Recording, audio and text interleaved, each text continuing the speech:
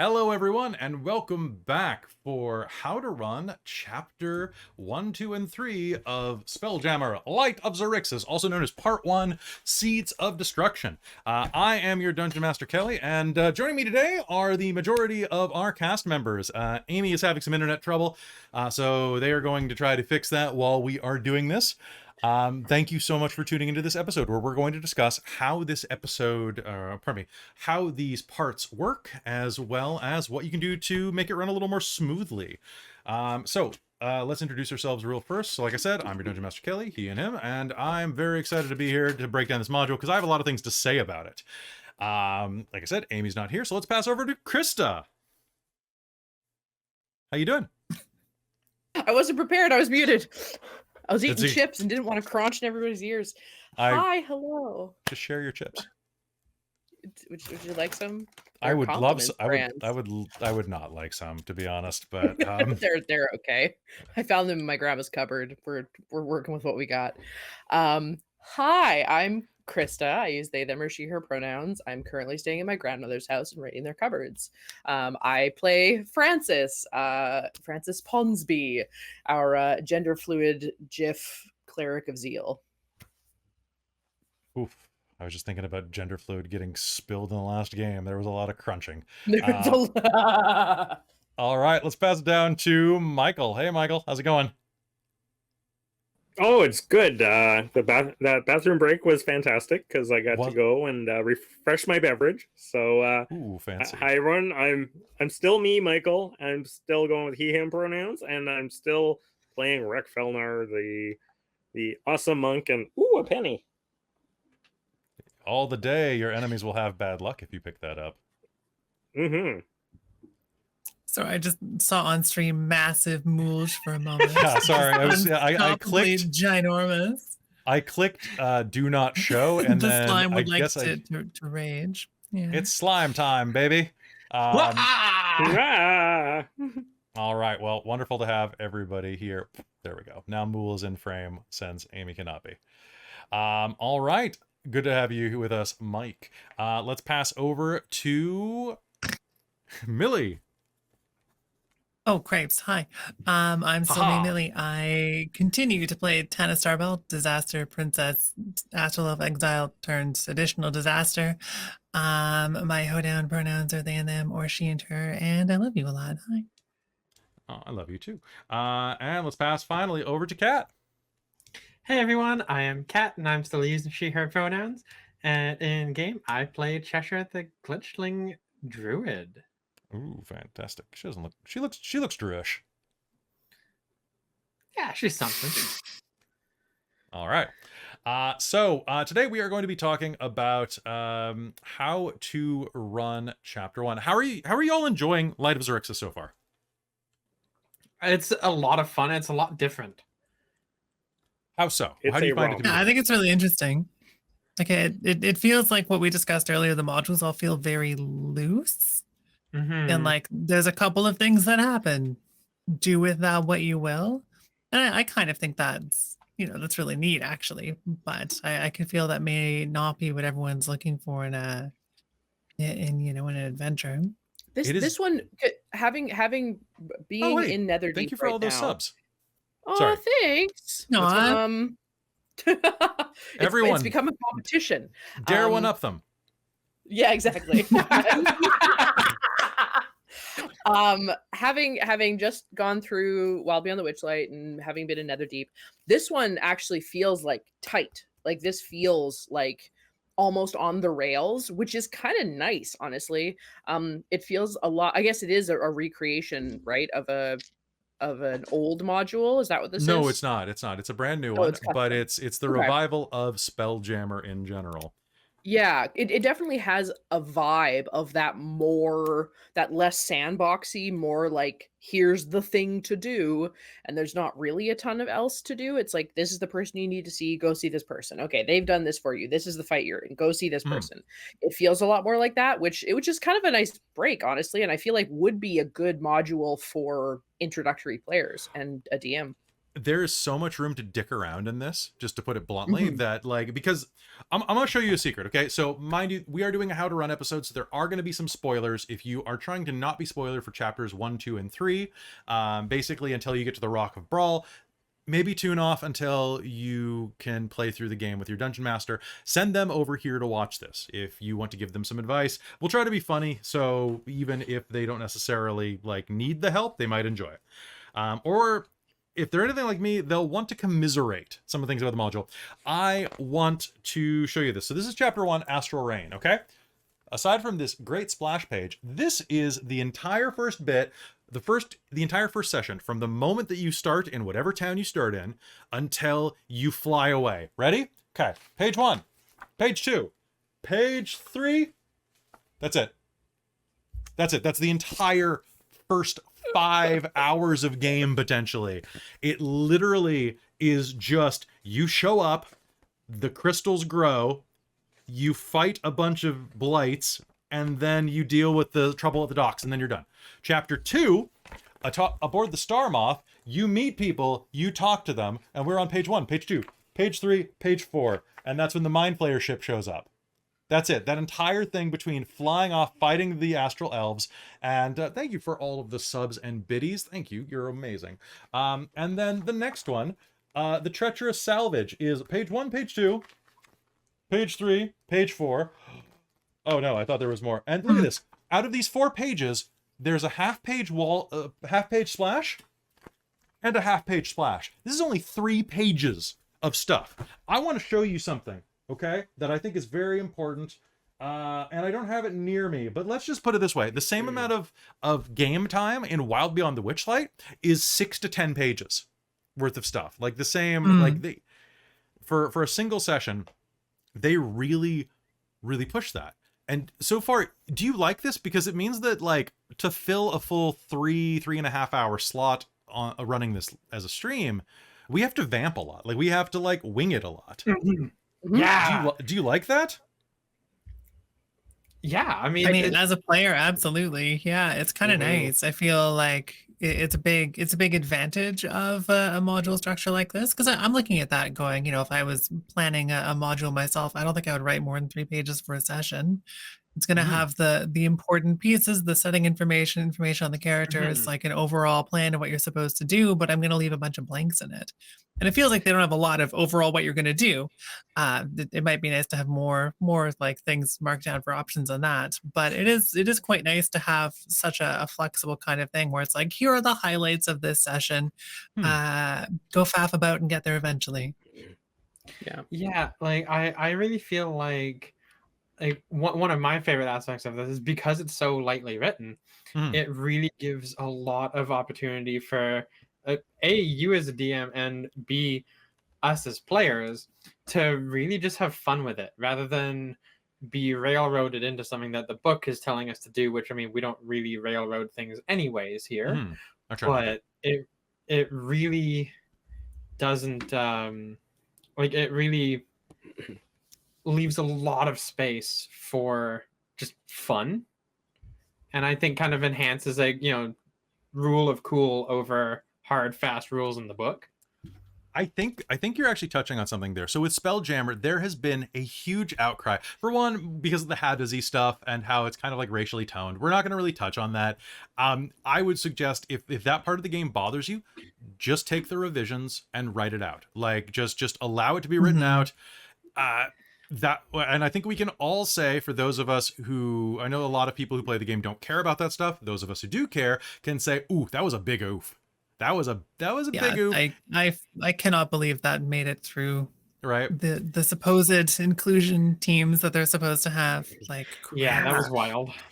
Right. So I mean, let's say big oof and move on that one. And if you are confused, and if you are confused about this and don't know what we're talking about, many more better educated people on this, and people that have said it very well and very succinctly and very drawn out. So go take a boo and read some stuff. The one sentence version is the Hadizzy are quite coded to certain real life races, and it just seems kind of go look that up if that's something you're interested in. But there's been a lot of outcry against Spelljammer because I think a lot of people are frustrated that it seems like the rules were dumbed down. I look at that as a more cinematic player and DM versus a more crunch one, like a crunchier DM. And I think that the evaporation of a lot of the crunch, like it seems like it's been boiled down to a nice, easy system with a lot of hand waving. Like, I really dislike running sci-fi games a lot of the time because it comes down to such minutia and such technical minutia that if I'm doing like 50 things at once, it's really easy to be blindsided with well, actually the quantum drive works like this in these situations, you fool, by a snarky player. And I'm like, bruh, I'm coming up with voices for 16 players. It's me. It's you. It's you. Snarky player. But it's like, it's difficult to keep that much running and to remember like that much minutia while still trying to portray the correct emotion and like the atmosphere, right? And yeah, I'm not saying that every DM has, you know, to do that, or that you can't be a DM who does it all. But I don't think you need those rules for a fantasy-based sci-fi adjacent story. I think that saying that like, oh, you know, you have this much air ballpark is much better. Well, and I was just gonna say, I feel like that is a bit of a complaint about 5e in general from older players, not older players, but players that have been playing for a long time. Like even me, like, you know, I was upset that they got rid of the 5-foot step. There was I hate proficiency bonus, but like, I understand that it's like, well, no, it was being designed to be a lot more accessible, and it's super more accessible, and I love that, and I think that's really, really good to bring more people in to the world. And I think if streamlining it is a way to get more people interested and involved, and then maybe they discover they do want more crunch, they can go find 3.5 or 2 or friggin' first edition, right? Like they can, or you go play Rifts or something ridiculous. Nobody wants right? to play Rifts. I played a Pathfinder 2e game yesterday, and I was living. I was so stoked about it. Living your best life. You want to run Pathfinder on the channel? You come back and you learn Pathfinder, and you do all my math for me, and we'll talk. Yes. Whereas like for someone like me, I'm a very not crunchy player, where, you know, it's like I function way better in a, you know, like this works because it's fun and cool. And less because of, oh, on that roll you need to minus this, add that, divide it by the quantum physics of 0. Oh yes, and of course. Then you miss. Exactly. Well, and our DM yesterday was saying the 2 games they run are Pathfinder and Monster of the Week. Yeah, like, Monster of the Week, Powered by the Apocalypse. I feel like this DM and I are really going to get along because that's my jam. I like 5e, but I honestly prefer Pathfinder over it, and I will almost never run Pathfinder because it's crunchy. It's that's the thing, the difference between playing. But anyway, I think that there was a lot of complaints about this because they have taken a lot of things out of this. So honestly, I encourage you to embrace it. I think that in particular, if your play style fits theatrical play over tabletop with miniatures and real crunch play, and I'm not saying that one's better than the other. It is, I mean, Millie, you gave me like 4 boxes of Pathfinder tokens to add to the 6 boxes I have in my closet right now. There was no escape. I still have like 300 Pathfinder tokens, and I moved across the continent. They're like dog hair. And I've got, they're like dog hair. I have like 200 minis in my closet right now that I can't use on stream because we don't have the cameras for it, right? Mm-hmm. So there's, I'm not saying one is better than the other, but if you want your games to feel more like Dork Tales or Critical Role or Dimension 20 or something like that, don't worry about the crunch so much and embrace a little bit of the more fluid play style that comes with this.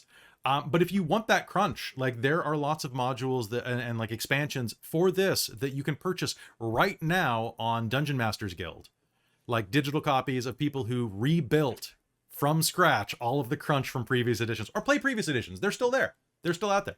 Yes. Mm-hmm. You know me, I live 5 years, play another game. Yeah. Something I'm curious in your thoughts on, Kelly, is I heard a lot about it from some like 5e channels and that sort of thing, is for ship combat in Spelljammer. We haven't really done a lot of it. Okay. And maybe this is a thing that will come up in other chapters. But I get the impression that there isn't really much when it comes to ship combat in Spelljammer. Do you want me to But run that through there this? are other modules that do. Sure, if you want to run through it. Okay, so Starfinder. Starfinder has so much. Oh, I don't mean other systems. I mean that there's another 5e module that has ship combat. Yes, in it. there is different ship combat. I think it's a different setup in Ghosts of Saltmarsh has it there as well. Right, okay. And there are a lot of ways to fix that. I believe on YouTube, XP to level 3 did a really good way to fix ship combat in Ghosts of Saltmarsh. So that video, go check that out. They're a good channel. So the way that it works is you have starting encounter distance, 250 feet or closer, long range for ballista, mangonels, short bows. 500 feet, long range for longbows and mangonels beyond the range of ballista and crossbows. 1,000 feet beyond the range of most weapons, okay? You roll initiative.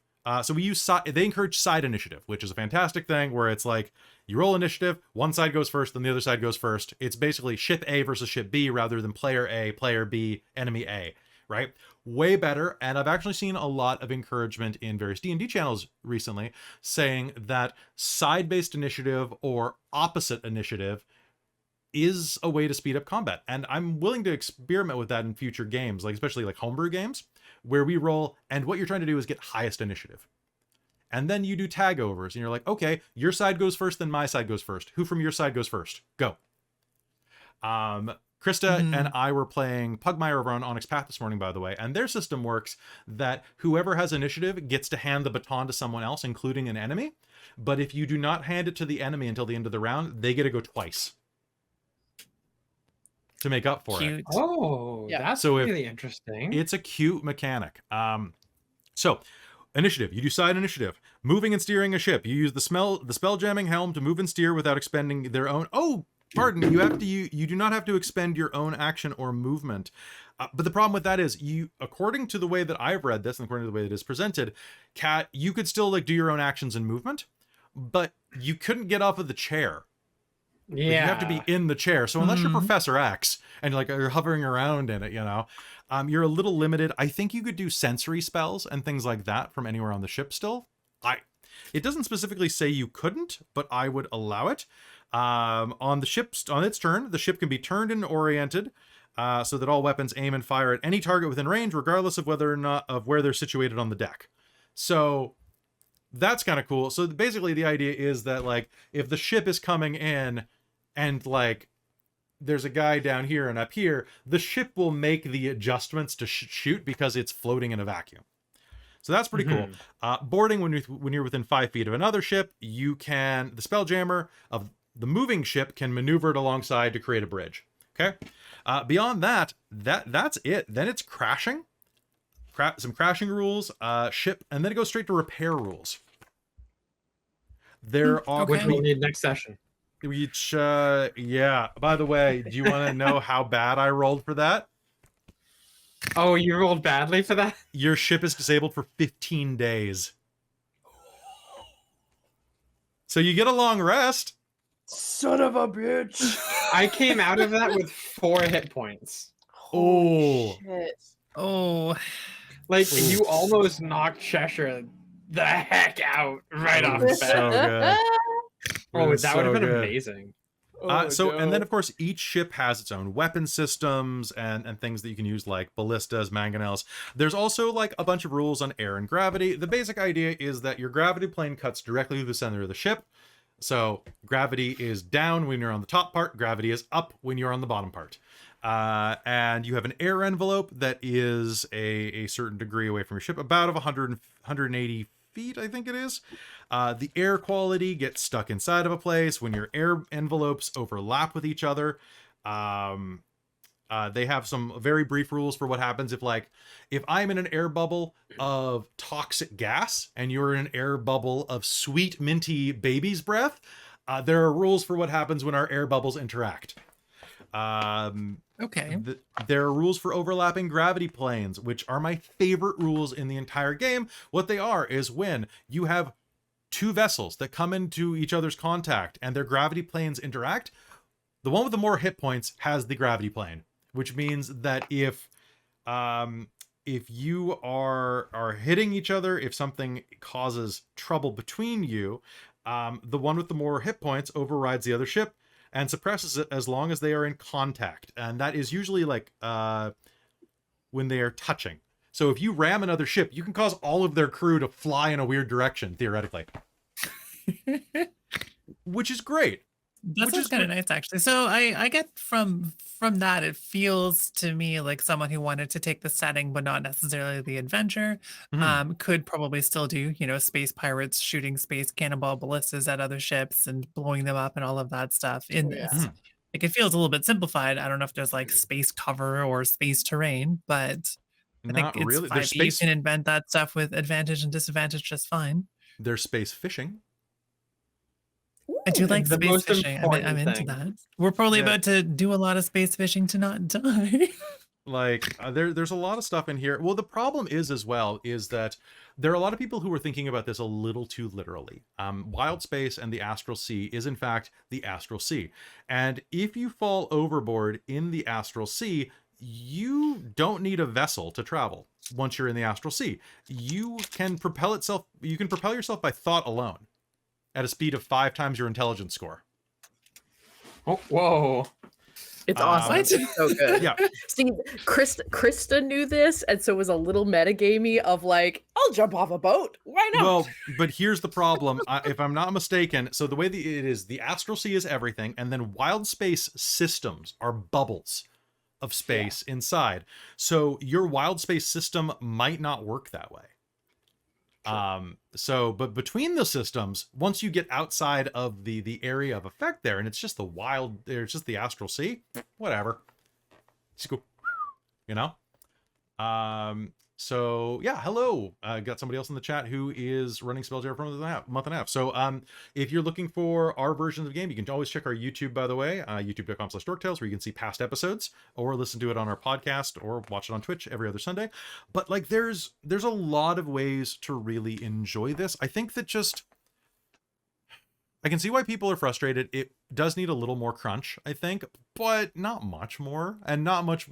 I think that the major problem with Spelljammer is that you look at it and you see a bunch of things and you assume that you've made a mistake in your reading because you're like, well, where is that explained? And the truth is, it's not explained. And you have to fill in the gaps. And it's the same with the module itself. With the module being so short in Light of Xaryxis, and every episode being 3 to 4 pages max.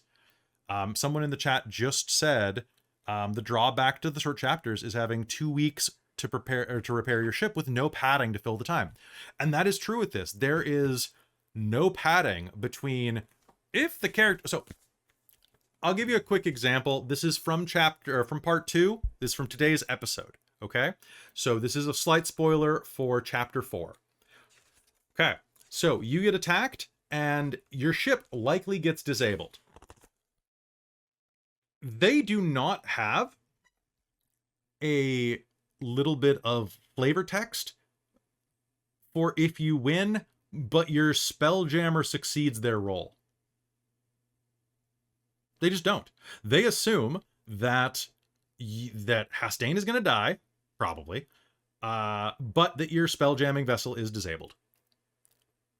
They just assume it. They don't give you other options. And that is the one thing I don't like about this, is that they say, well, there's many ways that this could turn out, but then they only give you like the closing flavor text for one of them. So it's like they have their official ending picked out, right? And they could have just done that for another paragraph or two. And I think that could be really useful. Meanwhile, the defeat option for these is nice because they do supply a defeat option that doesn't have any flavor text. The defeat option for today's game is that Hastane takes you captured and destroys the ship. Oh no, he doesn't take you. They don't take you captured. They just leave you floating in the wreckage with 8 hours of air. But if its aesthetic dies, or if their aesthetic dies, they take control of the second wind and fly back to the Rock of Brawl and jettison you into the void with 2 hours of breathable air or less. That sounds really like a fun setup for a next time on Spelljammer. So that's nice that there's that little snippet, because it's a fun challenge to try to survive as players. I think so, right? And there are ways around it. I think that there are a lot of really like fun ways that you can kind of expand this module. Is there anything about this module so far that you guys haven't liked? So you have liked like the fast pace. You've liked that there is enough that basically like I've got the main course for you, but we get to do all the side dish preparation for plot wise, you know? One thing that actually Slouching Beast touched on as well that I think is kind of weird to have like space galleons and all this stuff in space, but the weapons are like miniature catapults and ballistas instead of something that I think would make a lot more sense, which would be cannons. I think that that's because they're not determining that you would have gunpowder if you don't want it. That said, fair enough. The GIF exist, or the GIF. Yeah, which that are feels like the gunpowder confusing specials. part.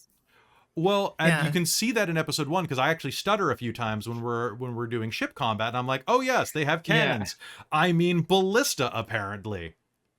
Yeah, I mean that part has kind of thrown me off every time, just with these ships not having what I think to be the correct weapons. I think that that's a flavor thing, not a mechanics thing. I think it's just that they don't want to say that there are guns, because some people are really against guns in games.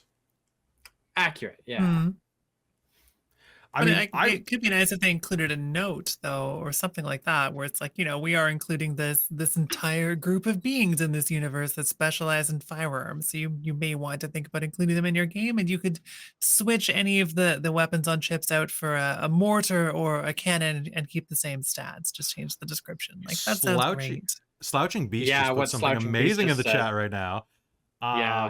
That they have some cannons, but they're not widespread because the smoke from the fire spoils the air bubble slowly but surely, and I love that.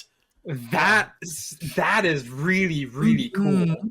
Yeah, and I think that Wispsing just put something in there as well, that ammo is expensive for cannons. I don't know if ammo is expensive for cannons, but I will say giant rocks are cheap. So it may not be that they're expensive, but the much cheaper option is just to have a living tree huck rocks that you pick up off of a rocky planet. Good point, yeah.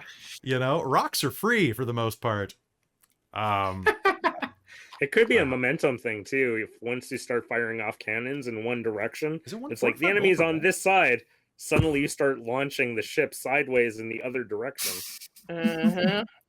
That's true, and all the mangonel stones are usually on the deck, so they would just float out into the void. Rather, cannonballs would be inside of the ship, and then it's a bowling alley. Right. I feel like that would. I feel like that could also give some interesting flavor for if a player is playing the Spelljammer on keeping the ship steady and not. And you know, like having to counteract the forces of like that kind of thing happening as well. I think that could also be interesting flavor. That is really good. I think that could be a lot of fun, actually. And I'd say that anyone who is attuned to a spell jamming helm would probably get their proficiency bonus onto it. And the way that I would work that mechanically is what I had you do in episode 4.2, which is you use your spell casting mod, because it's your spell casting that allows you to attune to it. So for Cheshire, that's wisdom. And then you would add your proficiency bonus because it imparts proficiency to you, right? Maybe you can take expertise in it if you want to be like a hot shot, you know, or something like that. But you would automatically have it as long as you're attuned to it. And that could allow some pretty cool checks. And then you could do some like space maneuvers. And if you get a space maneuver, maybe all of the shots that come off of the ship have the help action. Yeah, like I feel like there's a lot that could be done that could be really cool. I think but that's the danger... also finish up, Kate. That could also just be me as a player who really likes characters with firearms and stuff. I think it works really well, and I personally really like it. Okay. See, I think a lot of the time what happens is we're bringing like and I feel this happens a lot with D&D because I've been on multi-hour arguments about stuff like this. Yeah. Is when you start bringing physics in, then you have to bring up the peasant railgun and you go, physics has no place here.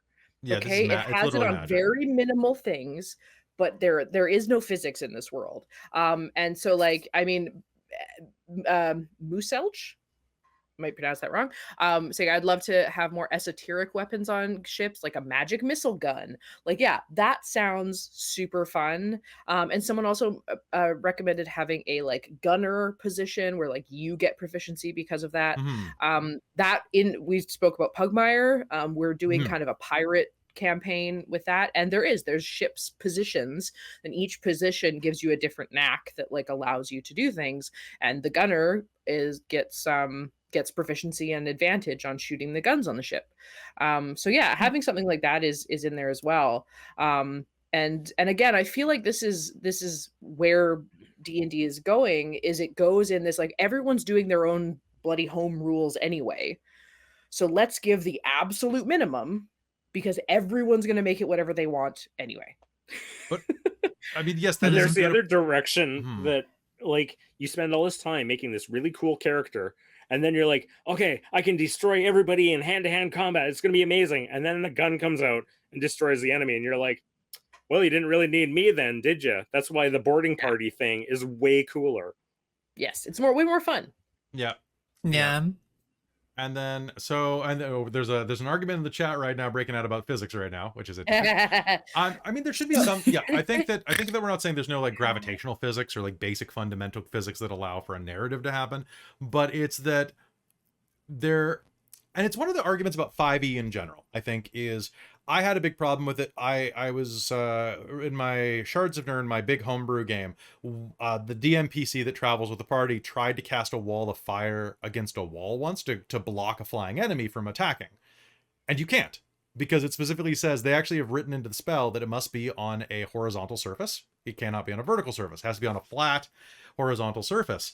And I remember back in like 3.5 and a lot of Pathfinder, man, the magic was way vaguer before, and you could get like they have really done their best to try to knock this magic down so that you can't argue with your DM for hours on end, which on one hand I respect, but I was arguing with my DM and I was the DM of that game, so it was a real frustrating moment yelling at myself.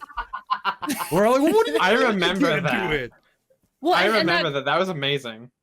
Physics are kind of like that. You're right. Like it's cleverness, right? Like Hygog said, yeah, it's about the cleverness of it. It's like, yeah, you know what? If you can come up with something that you're like, hey, if I do this, it's gonna do this fun thing, and the physics, gravity would do this, or if I do this, it should light this on fire, right? Like when you want to burn spider webs, like that should do additional damage because they light really quickly, and like there's lots of things that you can kind of argue. But at the end of the day, it's like, okay, well, if you're going to sit there and argue with your DM about it, well, you shouldn't just accept your DM's rule. And, you know, and as a DM, you should consider like, okay, well, is this going to totally screw up my entire encounter? Is this something that's going to be like really exploited later on? You kind of have to take a second to consider. But like, you know, as long as you trust your DM that they considered it, trust your DM's argument and just say, you know what, it was a clever idea. I applaud your effort, gold star, but it's not going to work. And that's okay. If you want to be a really nice DM, like a over nice, my technique is to say, that's really clever. It'll work once. It'll work once, and then the reality will reset after that, and it'll never work again. Yeah. But you made me laugh, so you can do it once. It is not part of it is not a macro now. You cannot just... You can never do this again. But once, 100%. Okay, because why not? I don't care, right? Yeah. It's like... Wisp, that's a very, very good point, is absolutely 100% as long as you can help it, never argue with the DM while in game. If you feel afterwards that you were super cheated and you want to sit down with your DM and say, hey guy, like I really felt like I felt like I should have been able to do this. Is there any way we can work this into the mechanics and have a discussion outside of it? You're not going to make anyone feel uncomfortable that way. You're not pausing the whole game. Never But call you can someone still out talk about it. during game, like in front of Totally. people. It Yeah. makes everybody get sensitive. Mm-hmm. And Oh, if you and I think- love that, buddy. I do that all the time. And if you think that you should be able to do that as a DM, just quick reminder, any DM who thinks that it is really okay to angrily call out or just to assert authority in that method, you're kind of just bullying. Yeah. Like, I'm sorry to say, but like that's, if you really look at what it is, it may feel like you're just asserting your role. But if you're calling people out in a way that is like finger pointing in the middle of game where they're not supposed to react because you're the authority role, remember, as a dungeon master or a game master in general, you are the person in authority. You have a lot more ability to be gracious. Yes. You're the one throwing the party. It's your party. Right? Yeah. So never forget that. You already have the power. It's like DMs who really relish in like creating NPC/PCs who are the best character in the game. Oh yeah, my NPC/PC is amazing. He's undefeatable. Well, yeah, because you made him. You cheated on the rolls because it doesn't matter. That doesn't make you a better player. You're not winning. That you're just patting yourself on the back. Like I like making DM don't PCs really that need tag us, along do and ya? screw up. Yeah. Yeah. The fact that like Go watch our other games for that. I right, being able to also take like a -1 on your abilities because it's like, oh, I rolled these and oh yeah, that was the one that made sense to me and this makes sense with the character. Here, have a -1 to X roll, yeah, and just have fun with it, right? Yeah, like have fun. It's a game. It is surprisingly a game. It's a game. It's a game. But seriously, but if you don't think there are enough rules, come up with some of your own. What I would suggest, honestly, is take a lesson from real life pirates. Real life pirates had constitutions, codes of conduct, codexes, agreements that they entered into. They had a contract for their vessel. Usually, they were pretty big things, like how much of a percentage of each cut everybody gets. Oh yes, the captain gets 1/8 share and the rest gets X share. One of the most common ones were bans against certain actions when raiding towns and things, usually involving women and children. You don't hurt them. Because most pirates didn't, because it was real bad PR, and also a lot of pirates had families, and a lot of pirates, like, etc. Right? That's a different topic. As a pirate historian who studied pirates in my master's degree, which is dumb. One of my master's guys, one of my master's professors, was taught by Marcus Rediker, who's like one of the big pirate historians right now, and that led to some fun conversations about piracy. But come up with an agreement with the players in your game. Come up with some quick house rules for Spelljammer that you think might be better. Get everybody to sign off on it. Everybody cool with this? Nice. Put it on a piece of paper. They can refer to it. Keep it in the center of the table or in a Google Doc or something like that. And you don't have to do, and like if something comes up where you do a fight and you're like, this was trash and none of us had fun, remake the rule then. Say, oh yeah, this didn't work. We're gonna try it this way. And as a dungeon master, be willing to ask for feedback at the end of games. Like Spelljammer specifically, like games that are a little more loose, honestly ask, like, did you guys all have fun? Is there anything that could have gone smoother for you? Is there anything that you want more of? Because you got to fill in a lot of gaps with this module. So take notes, and it goes both ways. Players, be gracious. Dungeon masters, be gracious. Theoretically, you're all friends. Like, don't try to hurt each other's feelings, and don't go into something looking to be hurt. Yeah.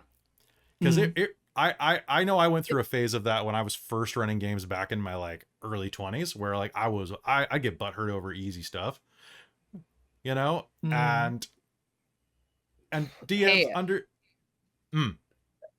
mental illness is a bitch. I almost cried earlier because I was failing so bad and you were rolling so well, because I am just on my way out of a really bad depression spiral. Oh no, was that today or was that in Pugmire this morning? That was today. That was Okay. right now. Oh no, I'm And I was sorry. like, Mm. no, but that's like, it's not your fault. The rolls fall where the rolls fall. But I was miserable because my dice rolled bad. And like, that's nobody's fault. That's not on anybody. Younger Christa would have been a cunt about it. But right now, Yeah, not well, so much. it is. Man, I gotta say, 5e, one of the complaints I have is 5e that I think a lot of DMs will feel. And I think that you players really are pretty gracious because we have our Hurt the More system where the chat can buy me additional dice and additional attempts and things. The Dungeon Master does not have enough damaging power, especially in modules. No. And it's like, oh no, here we go. Here's another fight I'm gonna lose. And it's nice to have a couple of times where I'm like, oh, I actually might hurt you, just a little. I'm probably not going to kill anybody, but it's going to be good, without doing stuff like killing people and hitting them while they're down to do it, right? Yeah. Actually, I think that's one of my favorite homebrew systems that you use on this channel is the Hurt the More kind of thing. Because we played an awful lot of that Star Wars tabletop game, right? Which has the bargain where you can, spend stuff that flips over to the dark side, and now the DM has more cool stuff that they can do. And I love that you bring that into D&D because I kind of think it needs it. Because the action economy is not in your favor at all. So for people who don't watch our homebrew games and just watch our module games, let me quickly explain this. So in the Star Wars games, you have force tokens that are light or dark side. You can spend them to power force powers or to re-roll things, etc. I have brought that into our homebrew games. I don't use it for modules because I try to keep the modules vanilla for people who are trying to take examples from them. But the way it works is I have a coin on the table with an obvious face up and an obvious face down. If it is face up, the players have access to it. And if any of them wants to do something, they're like, oh man, I really want to stab him, but he's 35 feet away and I only have movement of 30. I'm like, okay, flip the coin. Like, flip it to the dark side and you get those extra 5 feet. You got an adrenaline burst or it was downhill or something. You get that little bit of cheating out of the way. I love the offer. Or maybe so like you just missed, you needed a 19 and it was an 18. Sure. Then it flips to my side and I can use it for anything I want, including extra attacks and healing.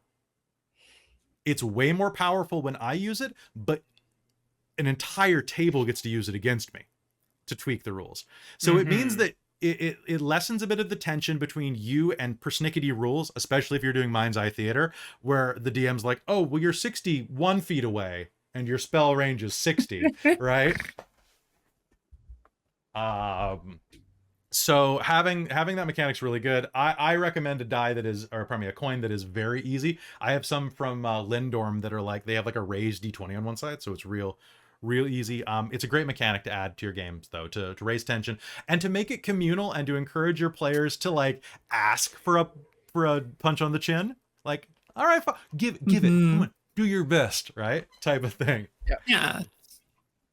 I have a question for you too. Actually, sorry, go ahead, Kat, and then I'll ask a question. Please. Oh, I was just gonna say, like, especially like as players, knowing that it's there, it can be like, okay, like before you even start what you're doing, it's like, oh, is the offer available? Because I want to try something a little bit crazy, and it's like, well, let's hear what it is. So it is a really fun system, I think, that does really provide a lot more freedom for everybody to have fun. Totally. Nice. I love it. I say give it a try. Tell me what you think. Join our Discord. Yeah. What's up? So I guess for this module, there's some stuff that it feels like, as the DM you feel like might be missing, or maybe some like things where you're filling in the gaps with your own rules and that sort of thing. Do you think there's a chance that you would like mark this stuff down and have a patch that you would be interested in giving people at some point later? To be like, hey, here's the stuff that we adjusted about the setting. Here's how we made the setting work for us. Like, not for like, changing the module around, but for like rule specifications and filling in those mechanical gaps. Because I feel like that could be helpful for a lot of folks to be able to go, well, I'm running this thing. It doesn't really give me enough information to figure out what the heck happens here, but what did Dorktales do? Or how would Dorktales do this? Because that could be kind of cool to like at least have the appeal to authority of at least another DM did it this way. The little stamp of like, this guy does it and he gets a couple bucks a month to do it. Yeah, sure. The professional. Well, at least you're not coming up with it for the first time yourself in the middle of it. You have a reference of at least how someone else thought through it. I could do that. I think I could. Yeah, I could probably do something like that. Once I have some more free time, I think that'd be fantastic.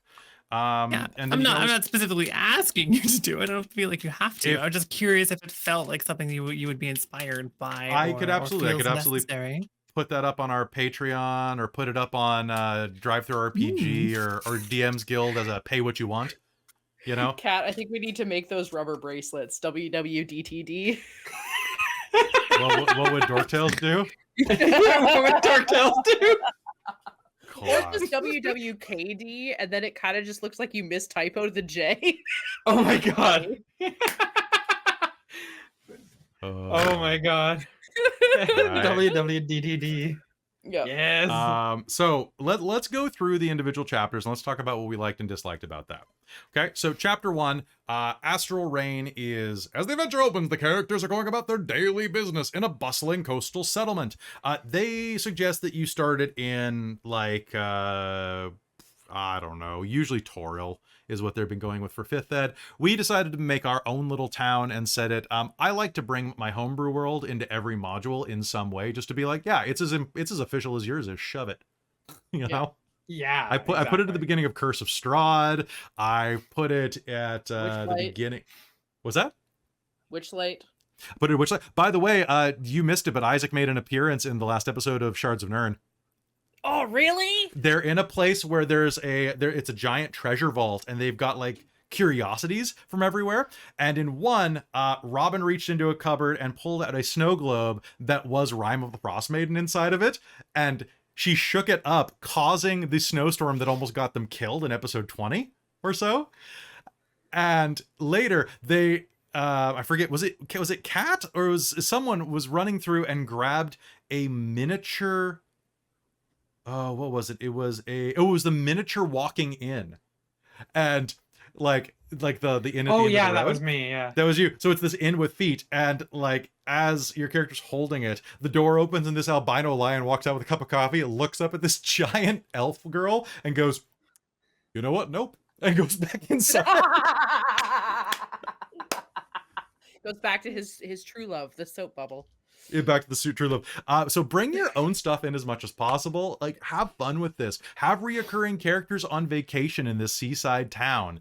You know, I threw in, if you were very perceptive, in chapter 4, 1, I threw in Gristlegrit, Larkinzel, and Flame in there as a little throwaway. If you know those characters from our charity games, they somehow ended up in space. Thanks, Amy. I mean, obviously, right? Obviously. So the way the book starts is you start off, literally the flavor text goes like this. Your adventures have taken you to a coastal community where fishing boats do this and this. Next paragraph. You are just finishing your midday meal when there's a loud crash. That is the beginning. That's like this far apart on a page is you start the adventure, the astral blights descend. That is how quick it is in succession. That is, if you ran this module as written, it would be 30 seconds into the start of the game, you would be in the conflict that we started at about 2 hours into ours. Okay? So that means that we are 200 times slower. Love? I love that for new DMs, because it's like, you know what? If you aren't a table that's comfortable with having to improv and having to do things, and you just want to get to the action, perfect. It's so much easier to fill in bullshit than to take it out. It is. They did a great job introducing our characters, though, and the fact that I think so. You kind of focus on one character and it's like, tell me about your crew, and then you would cut over to each of the other characters. Yeah, exactly. It made it awesome because like you're relaying the story through one of the other characters. So I mean, it could be truthful, it could be not truthful. You know, it was a great way to introduce everyone. Well, thank you very much. 100%. Yeah, the intros were awesome. Yeah. So that's the entire beginning of the game, though. Like, you're immediately into combat. I think that, Christa, the only thing I would argue with there is it's a really great way for new DMs. I do think it's a bit brief for people. So the complaint I see is, like I said before, if you are a performative, like, game master, then yeah, it's fine. Like you can fill in the gaps. And if you got a table that really likes to chew the fat, that's great. But if you are someone who likes crunch, it does go straight into this, and there's not much. Like, I think that honestly, a crunchy table could get through this module probably in, there's 12 chapters, I'd say 6 to 8 weeks at the most. Yeah. Because you could chain this together. Like, if you're one of those tables that plays for 12 hours straight or 8 hours straight, you can get through an entire 3-chapter part in one sitting if you don't have roleplay. Yeah. So the way this goes, you immediately fight your way down. You either go to the docks or you try to run away. You deal with Travis or you don't. And the possible endings are the Moon Dancer. You help the Moon Dancer take off and you fly away, which is what you guys did.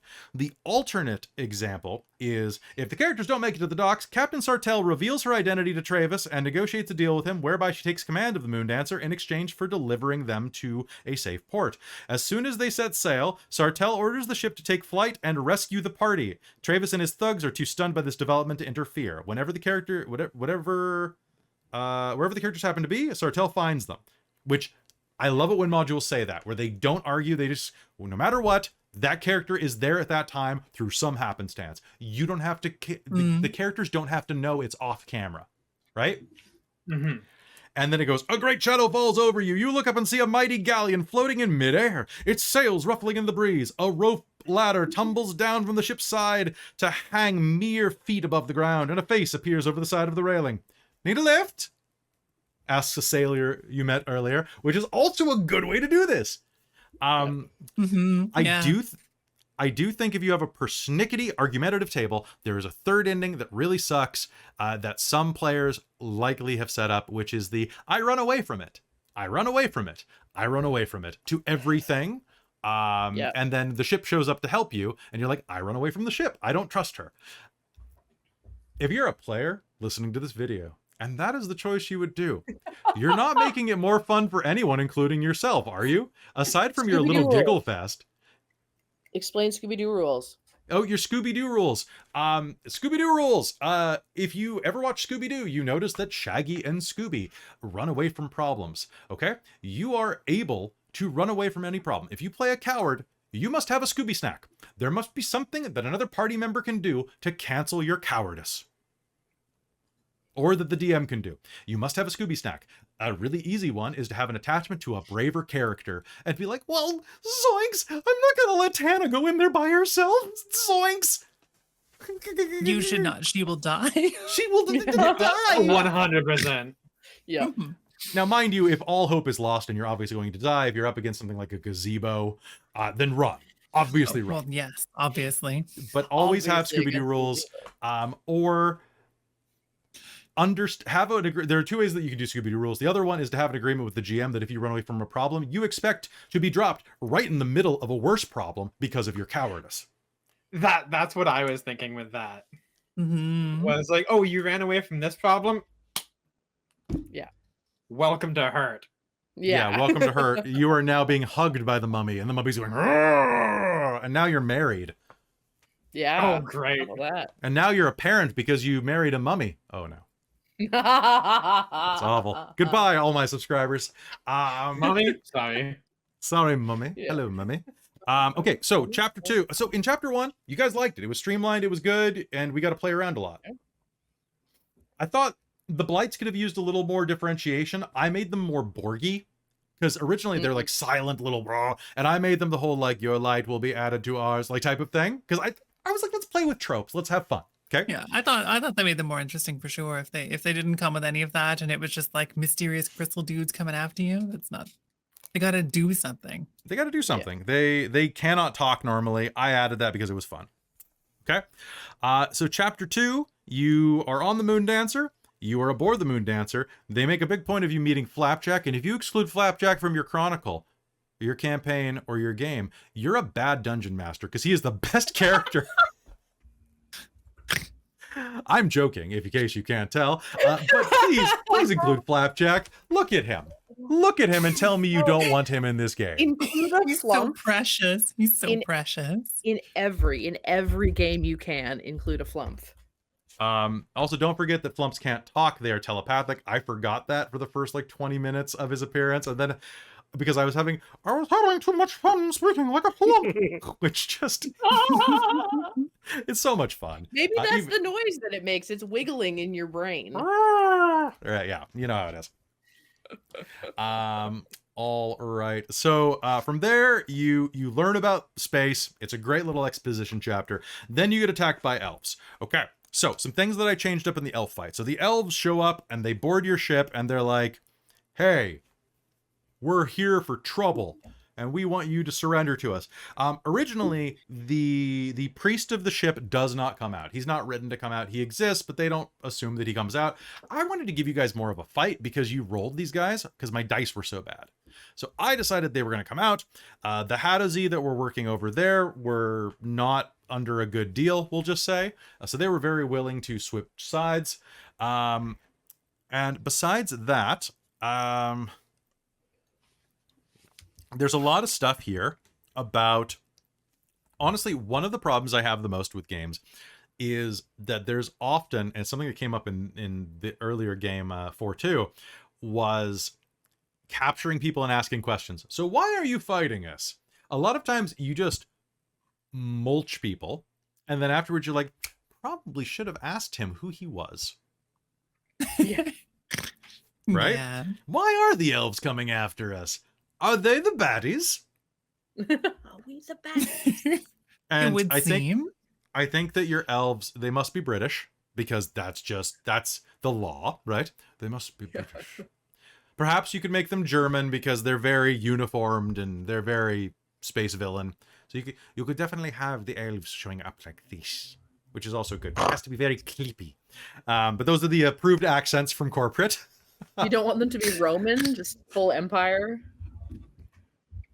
Yes, but if you remember correctly, a Roman accent is a British accent on film. It always is. Unless you're Russell Crowe, and then it's like a fake American accent.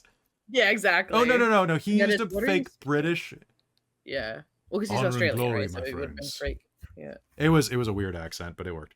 And then it's mostly a talkie. So episode 2 is mostly a talkie with that ship battle, and then there is a fun bit here where if Travis is on board with you, and if the Moon Dancer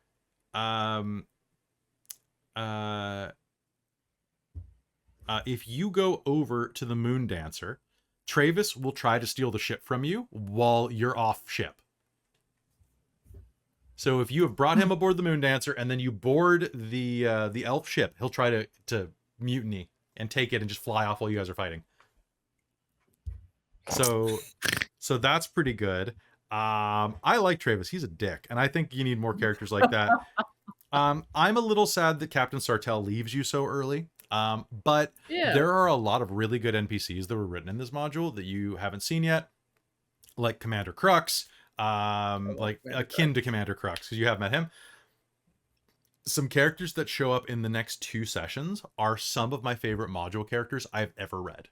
And they are the reason, them and Flapjack are the reason why when people complain about Spelljammer, I'm like, Light of Xaryxis is okay, actually. Like, it's really hard to quickly write character into a character. But all you have to do is put a jaunty hat on a flump. I know that character immediately. Done. All you need to do is be like, he's a washed up, drunk hippo man who with a colonial hat. And I'm like, oh yes, I understand exactly how I should speak as him. Well, and this is exactly what I was saying about like this feels like a more classic story, like the streamlinedness of it, the bop bop bop bop bop. It's Star Wars. Everything is archetypical. Exactly. It's like you know this story, and when that is done well, it's there you go. When you know the story, as long as you're not just there's a very delicate balance between doing like an archetypical story where like you know what's going to happen and ripping things off and just redoing a story. And thus far, this has felt archetypical, but it hasn't felt rehashed. Yeah. I think so, right? And yeah, no, like you can make Crux a drunk veteran with PTSD and very sad. I took him a different way, where I made him a drunk with PTSD who drank himself to stupidity, and was a very jovial person at heart. So he's a jovially stupid drunk. But under that, it's because he's piled pillows on top of his angst. And as soon as that comes out, like he will, you saw bits of that. And I tried to have that come out when Tana was revealed as an elf, and he's like, "Oh, give me one reason why I shouldn't blow you away." It was so Yeah, good. I thought that was good. I loved that. Yeah, 100%. Now here is, out of the first chapter, the first part of the book, here is my big problem, and that's chapter 3, the treacherous salvage. That is the one where you come alongside the Mind Flayer vessel, the Nautiloid, you board it, and you have a bunch of half-hearted dungeon crawling. I think it's the weakest written part of it so far. I think that you're going through these ships and you're exploring, but there's only 3 fights in it, 3 or 4. One of them is a Quaggoth in the basement, which kind of is off in his own room that you probably wouldn't go into unless you force him out like I did. Another one is that you get convinced to go over by a Surlon, like a worm person, that is completely able to disguise themselves as a person. They're like, "Oh no, my brother is injured. Please help me." And they don't say his brother in the module. I was like, he needs to be more believable. If I just say, "Oh, my crew was injured," it sounds fake. But it's like, "My brother, hurry!" It sounds a little more authentic. Get help! Yeah. You know? And while you're inside of there, he leads you into a trap, and you have a big fight, right? Now, here is my problem with this module, is that they set you up for 2 things. Number 1, he either leads you into a trap with a bunch of other worm people, where they try to kill you and take your stuff, or he leads you down to where there is a Nethagu, which is a spider, crab, creature that absorbs brains into itself to make itself smarter until it gains the magic number of brains, which will surprise you how many that is. And then it goes back to its own realm of existence and has babies. And that's its entire lifespan. Okay. So looking at this, I was like, so this is what this thing looks like. Okay. Like, it is not handsome. And this is actually my favorite part of the entire thing, and it's the only part of it that I think that you should be really prepped for going in, because the rest of it's really stock standard, a little boring. As you go inside of there, you see there are a bunch of dead Neogi nearby, there are a bunch of dead people nearby, and the mess hall has this Nethalgu, that was being kept as a pet by the Mind Flayers, and evaded the Githyan key using its invisibility spell, because a bunch of Gith raided this place and took all the good stuff before you got there. Which kind of sucks for players, because there's not much loot, there's not much cool shit to find. That's why I wrote in an Intellect Devourer, because I think they're hilarious, and then accidentally uncovered the fact that plasmoids are Mind Flayers and Mind Flayer Adjacence's greatest enemies. They're the mongoose to cobras for Mind Flayers and Intellect Devourers, because I was like, oh yes, I'm going to take control of my plasmoid. And then it doesn't work, because they're not a humanoid or have a brain. So I can't use half the things that I want to use.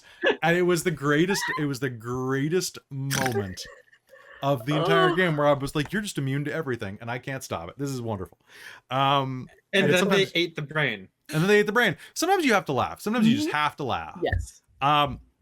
So you go up to this Nethagu, and if you approach within 10 feet, the Nethagu calls out for help in common, begging to be freed. It pretends to be a human pirate named Jasper Graves and claims to have been trapped there by aberrations that murder the rest of the crew. It knows that the Surlons have killed the other pirates and warns the character about them if they haven't already discovered for themselves. If the characters ask Bonotto, the fake Surlon, about that story, Bonotto dismisses it as a fabrication, explaining that Jaspar is a brain-devouring aberration. I had prepared a scene where they were going to be like, no, he's the monster! No, he's the monster! No, he's the monster! Through a door. And try to convince you, right?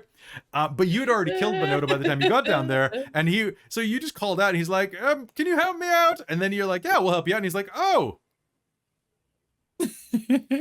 It sounds like there are 5 of you out there. That's quite a few. And you've defeated Sirlons already, you say, which means you're probably quite tough. So I flipped through the book, so Boo's Astral Menagerie. And I like to do this whenever I am playing any type of smart monster.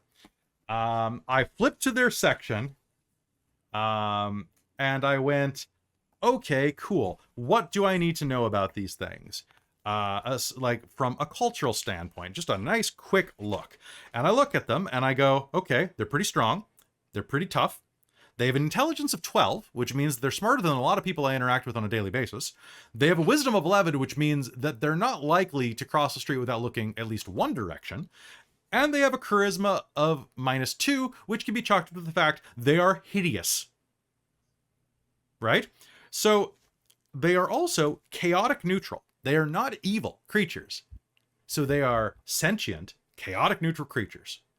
So when it found out that you guys were tough and it killed the Sirlons that were trying to kill it, it immediately was like, hey, how about we make a deal? Because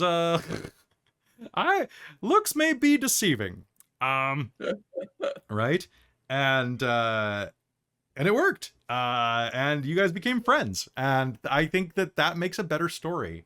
Not necessarily becoming friends, but the option of becoming friends with something that looks like this.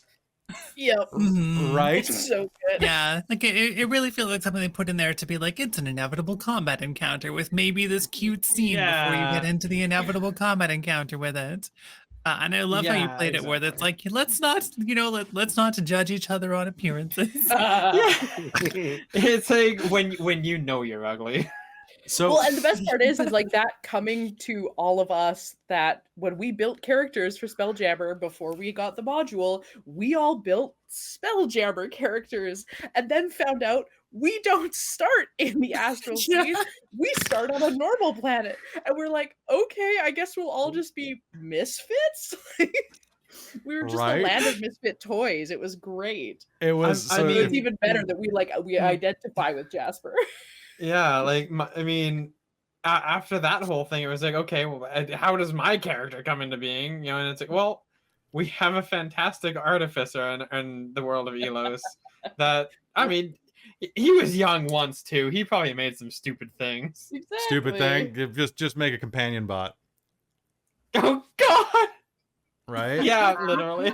But that is something actually you bring up, Christa, that is really, really critical, is that a lot of people are going to have this. They're going to grab the Astral Adventurers Guide. They're going to make a crew that consists of special races that are only found inside of here. They're going to create a party that is an Astral Elf, an Autognome, a Gif or Jif, a Hadozee, a Plasmoid, and a Thrycreen.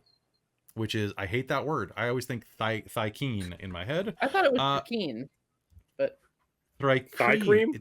It's Creen. It's Creen. At least I thought there was like a three. Like a trill. I don't even know. Bug people. That's what I say. So they're going to do all of that, and then it's going to be like, and now we set our adventure at Candlekeep. And it's like, are you kidding me? Because Candlekeep's right next to the ocean. You could do it there, or it's in Waterdeep or something like that. And yeah. So be aware of that. You can do a nice, easy one where it's like, yes. Since being marooned on this planet several months ago, you have been stranded here and have found friendship with the locals. Or you could do the whole like, space is bigger than it is. Maybe you're an orphan. You all grew up at the same orphanage, right? You could as well, actually, Mukelch in the chat says that you can make them part of Sartell's crew already. Or that they were hired hands and they're on shore leave. So that's also good, because then you go back and they're not like really in the captain's crew. They're like hired hands, so that when they're on shore leave, or the only thing with that is you have to make sure they want to stop planets from being devoured. Because if they're like, glad we got out of here, let's go work for the Astral Elves, they seem to be winning. It's a much different It has campaign to be like at least one of their home planets. Yeah. Have it be the character with the high charisma score, or the big eyes. Yeah. I want to talk about the problem that I have with this module, though. So I do have a big problem with Spelljammer Light of Xaryxis, and that is this. Okay, this is a pain in the ass. Okay. Yeah.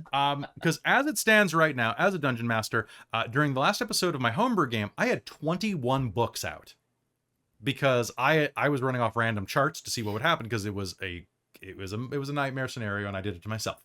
However, that was somehow easier to run in many ways than this is with 3 books, because I am constantly jumping back between 3 books and multiple places.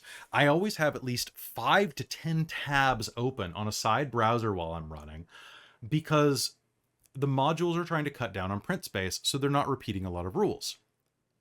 Even just a quick reminder or more page numbers or more references would be really nice. And while having the books separate is not a bad thing necessarily if you have the table space for it. Streaming, it is a pain in the ass to have this many, because I've got like my keyboard, I don't have everything around me. I don't really have much space. Having it in separate books is really good, but the rules are too spread out. And I don't know. You know what's funny? I'm fully gonna blame the merger of Wizards buying, because it's what they do on fucking Magic cards, and it has been the worst part of learning how to play Magic. I've just picked it up recently, and I'm like, what does this mean? There's like a word on here. What does that mean? And my partner who's teaching me is like, oh, it's this, and I'm like, how am I supposed to know that? Yeah. And you have to have been playing for 20 years. I'm like, cool, that's real helpful. Yeah, you got to go to the wiki. You got to go to a wiki or something like that to learn it. And I think that, like, I really do like the quality of these. The page stock is amazing for a modern role-playing book. I thought that Free League had the best, like, paper stock in a book. They don't. It's this. Listen to this, okay? Oh, that's how thick it is. This is thick with 3 C's. Like, every time I'm flipping through here, I'm like, there's no way this chapter's only 4 pages. It's thick enough to be 10 in another book. The quality's really nice, and it allows them to charge twice as much for 1 book worth of writing. And I think that that's a great business model. Can you flip that page again? Because I'm like trying to discern whether it's an 80-pound or 100-pound stock. Here we go, listen. I think it's 100-pound. I think it's like, it's honestly, it is thick as hell. Does it ever say that inside of the copyright page? It doesn't, right? I could tell by feeling it, but here's an example. Okay, watch the screen. Okay, I just bent it with full strength, and look how much it sprung back. Yeah, that's gotta be at least. It didn't even leave a mark. I bent the page, and it's fine. I love it. Yeah, it looks like it's probably closer to 100. You've been getting ink bleed with? Sorry, it's a full bleed. It's a beautiful book, but it's not. Well, no, yeah. Wisp says they're getting ink bleed. Are you actually? Yeah. Oh, weird.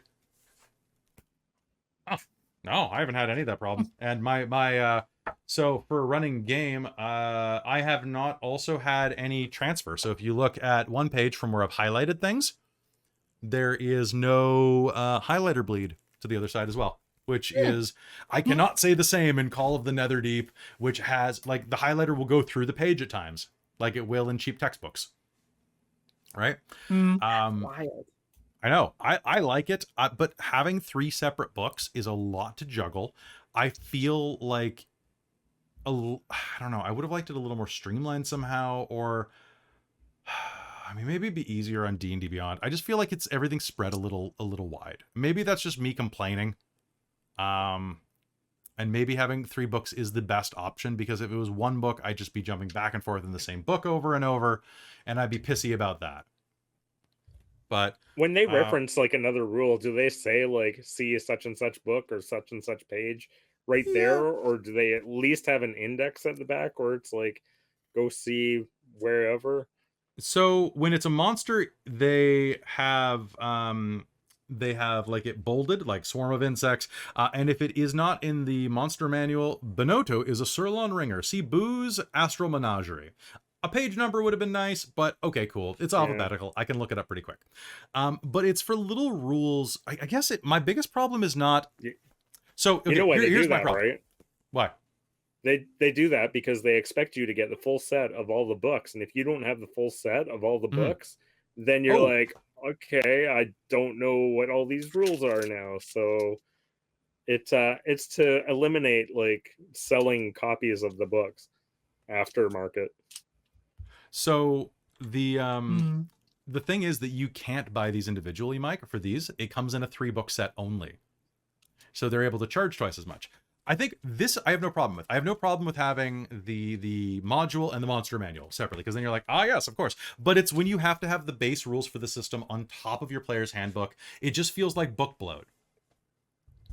But in the future, all those books need to remain together. Otherwise, any one of those books is not going to be helpful to anyone. Oh, I see. Like if you find one in a thrift store, you're going to be like, oh, this was like an awesome book back in the day. And now it's completely useless because it references other books. Interesting. As opposed to making it one giant book that has everything in it. People are upset that I'm writing in my books.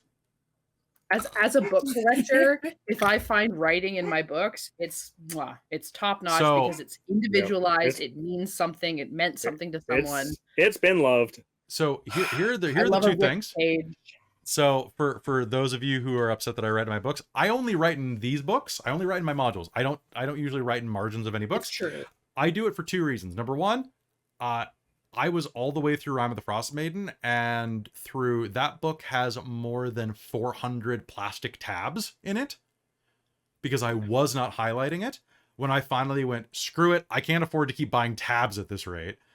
But 2, now I have something that when the module's done, during our charity streams, I have something that I can raffle up that can be signed by the cast, and you can get a full copy with everything highlighted that I think is important.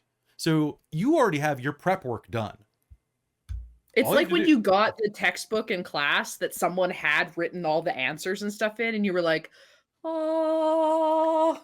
I actually have in Call of the Netherdeep specifically annotated portions that says Dorlin failed this.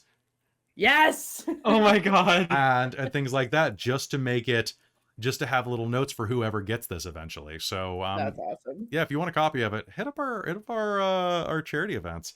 We'll see about that.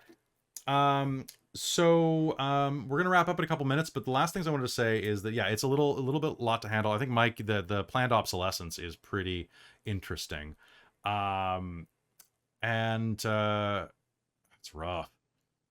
And overall, I think Spelljammer, the Light of Xaryxis so far is pretty good. I love the way it ends. I hope the middle stays as good. And I hope that it stays fun. Now, we had one question over in the Spelljammer Facebook group that was asking a question of how you do levels and long rests, because it's milestone XP. And there are 2 methods of doing this. The first one is that when your characters get a long rest, that is when they level up. So when you achieve a milestone, you don't level up until then. That can be a little difficult because the milestones in these books are basically as a chapter.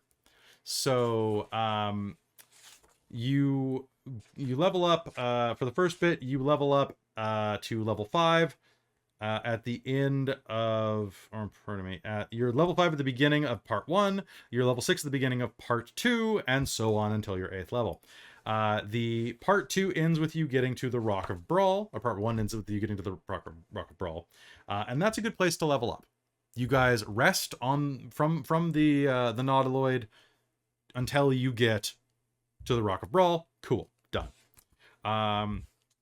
At the next chapter, do you get... I'm just gonna check that real quick. So there is a place where you can force a long rest at the end of part 6. Basically, you wait for something to happen, and you can be like, okay, go get a long rest. I would do it like that and just give it a long rest. Or you can do what I do in games, which is a little more complicated. When I know that we can't stop, is all right, folks, you level, roll your hit points, add those hit points to your current hit points and your total hit points. If you've got 10 more hit points at this level and you had 50 hit points left, you now have 60 hit points left out of 200. Okay.